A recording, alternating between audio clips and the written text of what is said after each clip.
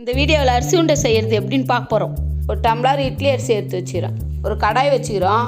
கடாய் நல்லா காஞ்சிடுச்சு. அரிசியை நல்லா பொன்னிறமாக வறுத்துக்கிறோம். அரிசி நல்லா பொரிஞ்சு வரும்.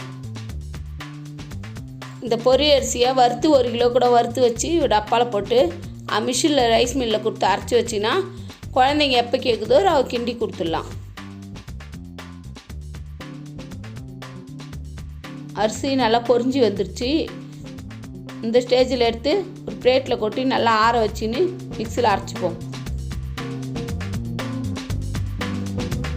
ஒரு கடாய் வச்சுக்கிறோம்.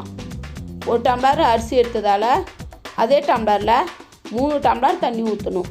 இது அரிசி மாவுன்றதால கொஞ்சம் தண்ணி கூட ஆகும், வெந்து வர்றதுக்கு லேட் ஆகும். 1 ஸ்பூன் உப்பு போட்டுக்கணும். தண்ணி நல்லா கொச்சி வந்துடுது. இந்த சைடில் ஒரு 3 ஸ்பூன் வெண்ணெய் போட்டுக்கிறோம். வெண்ணெய் போட்டு செய்தால் நல்லாயிருக்கும், டேஸ்ட்டாக இருக்கும். வானொலி ஒட்டி வராது மாவு.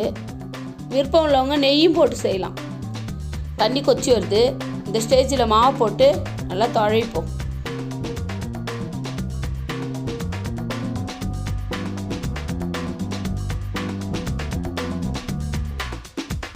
பார்க்குறதுக்கு தண்ணி அதிகமாக தெரிகிற மாதிரி இருக்கும். இது அரிசி மாவு. தண்ணி கொஞ்சம் கூட தான் வைக்கணும். தண்ணி கொஞ்சம் இழுக்கும். அப்போ தான் மாவு நல்லா வெந்து வரும். மாவு நல்லா வெந்து வந்துருச்சு. இப்போ 200 கிராம் சர்க்கரை போட்டுக்க வேண்டியதான். சிறிதளவு ஏலக்காய் தூள். இந்த டைமில் தீயை கொஞ்சம் கம்மி பண்ணிங்க.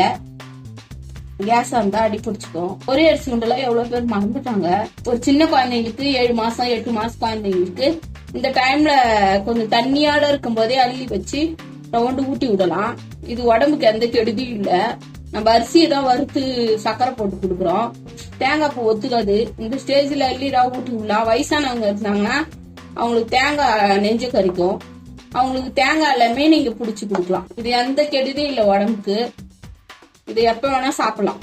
எதுவுமே வீட்டில்னாலும் கூட அரிசி இருக்கும். ஒரு டம்ளர் எடுத்து போட்டு வறுத்து சர்க்கரை போட்டு அப்படியே கிண்டி சாப்பிட வேண்டியது. தேங்காய் பூ இல்லைன்னாலும் பரவாயில்ல, நல்லா தான் இருக்கும், டேஸ்ட்டாக இருக்கும். பாருங்க, இந்த மாதிரி சுருண்டு வரணும். ஈரப்பதம் இல்லாமல் இருந்தால் தான் நம்ம உண்டை பிடிக்க கரெக்டாக இருக்கும். ஒரு டம்ளர் அரிசியிலே இவ்வளோ வந்து இதே ஒரு 6-7 பேர் சாப்பிடலாம்.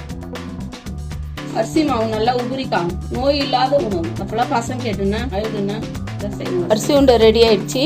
பாறை வச்சு உண்டை பிடிச்சிப்போம். இப்போ ஆறிச்சு. உண்டை பிடிச்சி தேங்காய் பூவில் ஒரு பெட்டு எடுத்துக்க வேண்டியதுதான்.